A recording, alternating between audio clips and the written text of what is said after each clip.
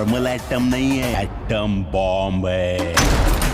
Hello दोस्तों, welcome to prime box. तो Jat movie के 11वें दिन की बॉक्स ऑफिस कलेक्शन रिपोर्ट आ चुकी है और बॉक्स ऑफिस पर इसने गदर मचा रखा है और सनी देओल ने इतिहास रच दिया है। सनी देओल के करियर की ये तीसरी मूवी बन चुकी है जिसने वर्ल्ड वाइड 100 करोड़ रुपए का आंकड़ा क्रॉस करा है। जी हाँ, आपने सही सुना, जाट मूवी ने 100 करोड़ रुपए का आंकड़ा क्रॉस कर लिया है 11 दिनों में। इससे पहले उनकी गदर 2 और गदर 1 थी जिन्होंने 100 करोड़ रुपए का आंकड़ा क्रॉस करा था। जाट उनकी तीसरी मूवी बन चुकी है। इतना ही नहीं, 2025 की चौथी मूवी बन चुकी है जिसने 100 करोड़ रुपए का आंकड़ा क्रॉस करा है। पहले नंबर पर है छावा जिसने 3 दिनों में 100 करोड़ रुपए कमाए थे। उसके बाद में स्काई फोर्स आई थी, उसने 8 दिन में 100 करोड़ रुपए कमा लिए थे।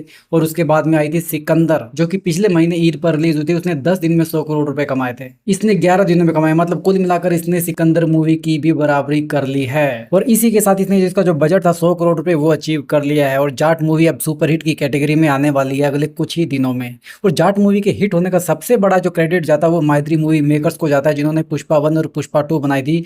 उन्होंने जाट मूवी को बिल्कुल साउथ स्टाइल में बनाया है। हर एक एक्शन सीक्वेंसेस को बहुत शानदार तरीके से फिल्माया गया है। आपने रणबीर कपूर की एनिमल मूवी तो देखी होगी, उसको बॉलीवुड की सबसे ज्यादा वाइल्ड और वायलेंट मूवी माना जाता है। लेकिन जाट मूवी को अगर आप एक बार देख लोगे तो आप कहोगे कि इससे ज्यादा वायलेंस वाली मूवी हमने आज तक कभी नहीं देखी। इतने खतरनाक एक्शन सीक्वेंसेस है सनी देओल के और उससे भी खतरनाक वायलेंस दिखा रखा है रणदीप हुड्डा का। मतलब सनी देओल के लेवल के खतरनाक विलन है इस मूवी में वो। और इस मूवी के बारे में मैं ऑलरेडी रिव्यू कर चुका हूँ। अगर आपने वो वीडियो नहीं देखा मेरी प्लेलिस्ट में आपको मिल जाएगा, नहीं तो इस वीडियो के लास्ट में आपको सजेशन में भी मिल जाएगा। और भाइयों, बातों बातों में मैं आपको 11वें दिन की बॉक्स ऑफिस कलेक्शन रिपोर्ट बताना ही भूल गया। 11वें दिन इसने 5 करोड़ 65 लाख रुपए के करीब कमाई करी। अब ओवरऑल कलेक्शन की बात करें तो इस मूवी ने भारत में 76 करोड़ रुपए के करीब कमाई कर ली और वर्ल्ड वाइड इसने 100 करोड़ रुपए का आंकड़ा क्रॉस कर लिया, जिसमें इंडिया से बाहर इसने 11 करोड़ रुपए कमाए हैं।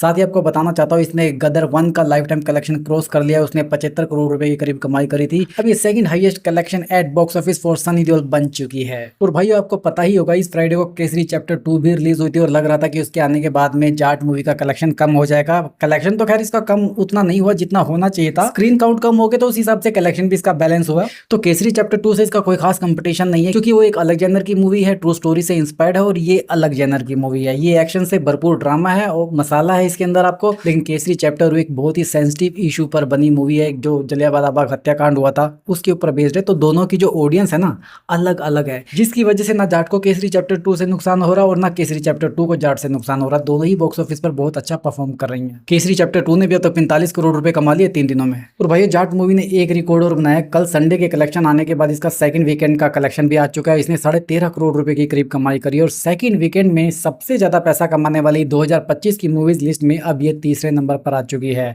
पहले पे छावा है, उसने 109 करोड़ रुपए कमाए थे।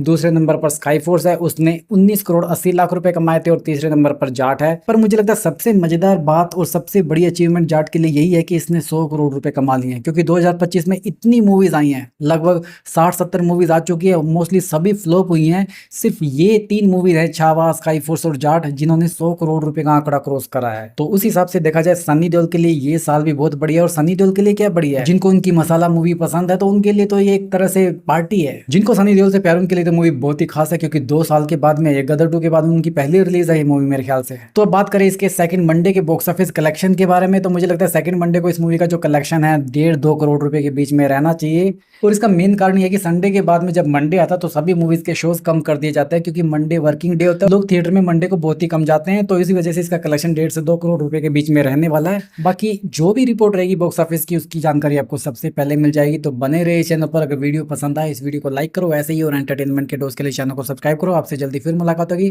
तब तक स्वस्थ रहो, मस्त रहो और व्यस्त रहो।